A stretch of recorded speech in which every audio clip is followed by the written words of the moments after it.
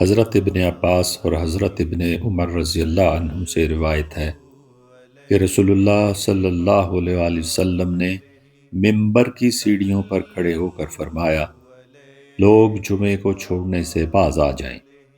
ورنہ اللہ تعالیٰ ان کے دلوں پر مہر لگا دے گا اور وہ یقینی طور پر غافلین میں سے ہو جائیں گے۔ حضرت ابو ہریرہ رضی اللہ عنہ سے روایت ہے، رسول اللہ صلی اللہ علیہ وآلہ وسلم نے فرمایا، بہترین دن جس میں سورج طلوع ہوا ہے جمعے کا دن ہے۔ اسی دن حضرت آدم علیہ السلام پیدا ہوئے،